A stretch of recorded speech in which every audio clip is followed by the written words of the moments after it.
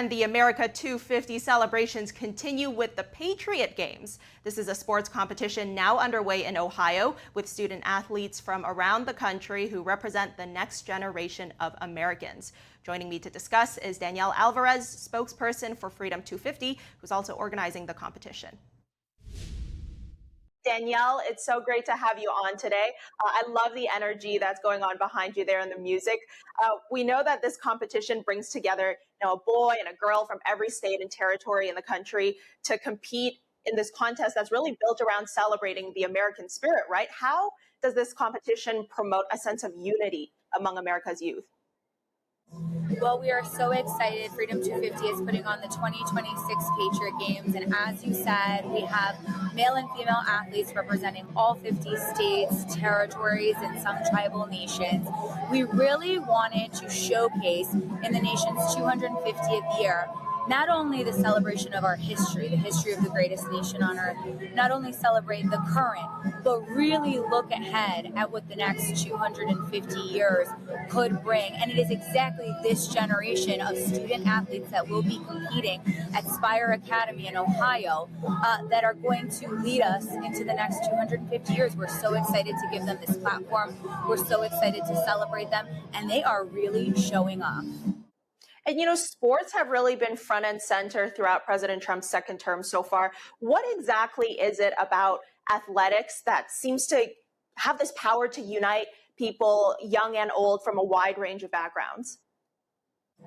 Sports really does bring Americans together. This really is about celebrating the country. This really is about patriotism. And so as we put the athletic events together, yesterday you had students competing in the Presidential Fitness Challenge, the Presidential Qualifier. So you saw them sprinting, you saw them hurdling, you saw them doing pull-ups and hanging, doing broad jumps. It was very exciting. But then we wanted to challenge them with team sports. And so we played dodgeball, we played kickball. We wanted to see who could come up with strategy, what athletes would rise and lead their teams. It was so exciting to see these student athletes supporting each other, cheering each other on.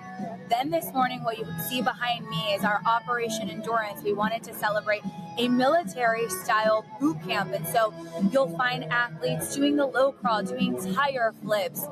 Later on, we're going to have a varsity circuit where we're going to celebrate sports like volleyball, basketball, football, and finishing off the day with tug-of-war before tomorrow, where President Donald Trump will arrive.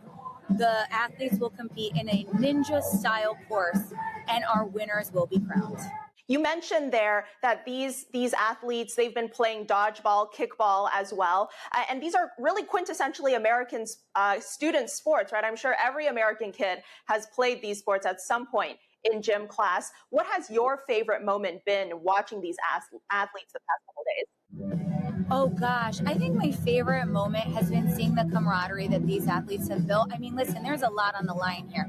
We're going to broadcast an ESPN special on ABC on the 13th at 9 p.m. So the stakes could not be higher. The eyes of the nation are upon these student athletes.